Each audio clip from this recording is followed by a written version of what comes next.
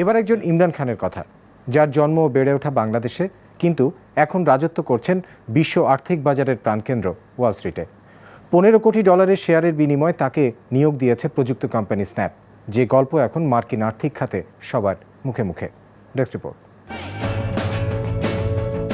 Snapchat বিশ্বের অন্যতম জনপ্রিয় সামাজিক যোগাযোগ মাধ্যম। ব্যবহারকারী 15.5 কোটি, যারা প্রতিদিন এখানে শেয়ার করে প্রায় 600 কোটি video. Snapchat New York stock এক্সচেঞ্জে তালিকাভুক্ত হয়েছে গেল 2 মার্চ। প্রথম দিনের লেনদেনের হিসাবে কোম্পানিটির বাজার মূল্য দাঁড়িয়েছে $2,800 কোটি মার্কিন ডলার। ওই দিন তাদের $17 এক একটি শেয়ার বিক্রি হয় $24, যা মূল্য বৃদ্ধিতে পেছনে ফেলেছে ফেসবুক আর অনলাইন বাণিজ্যিক পোর্টাল আলিবাবাকেও। এতে রাতারাতি বিলিয়নিয়ার ক্লাবে ঢুকে গেছেন স্ন্যাপচ্যাটের 2 প্রতিষ্ঠাতা ইভান স্পিগেল এবং ববি মার্ফি। কিন্তু তাদের চেয়েও বেশি আলোচনা হচ্ছে কোম্পানিটির চিফ স্ট্র্যাটেজিক অফিসার ইমরান খানকে নিয়ে।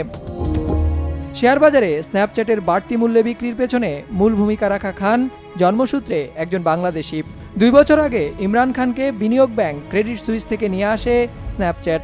এজন্য তাকে দেয়া হয় প্রতিষ্ঠানটির $14.5 কোটি শেয়ার, যা বাংলাদেশি টাকায় 1100 কোটি টাকার সমান। ইমরানের পেছনে এত অর্থ ব্যয় যে বৃথা যায়নি তার বড় প্রমাণ কোম্পানিটির আয়, যা মাত্র 1 বছরে 8 গুণ বেড়ে হয়ে গেছে $40 কোটি। আশা এটি চলতি বছর শেষে $100 কোটি ছাড়িয়ে যাবে। And we see that on our platform, right? Snapchat is mobile only platform. Our average users are spending 25 to 30 minutes every day on Snapchat.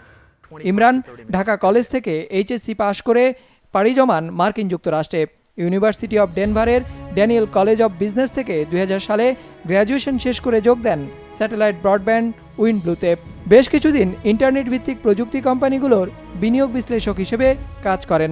2000 সালে যোগ দেন জেপি মর্গান চেজে। মাত্র 29 বছর বয়সেই জেপি মর্গানের ব্যবস্থাপনা পরিচালক পদে বসেন। 2011 সালে যোগ দেন ক্রেডিট সুইসে। এবার আর বাজার বিশ্লেষক নন, একেবারে বিনিয়োগ ব্যাংকার হিসেবে। তার নেতৃত্বেই গ্রুপন, গোড্যাডি এবং উইবো শেয়ার বাজারে আসে। আর 2014 সালে আলিবাবাকে $2,500 কোটি শেয়ার বাজারে নিয়ে আসে। আর এটি স্ন্যাপচ্যাটকে উৎসাহিত করে ইমরানকে নিজেদের করে নিতে। তিনি এখন বছরে বেতন পান $2,41,000 আর বিদায় বছরে পেয়েছেন $50 লাখ বোনাস। মোহাম্মদ তৌহিদ, বিজনেস রিপোর্ট, মাছরাঙা টেলিভিশন।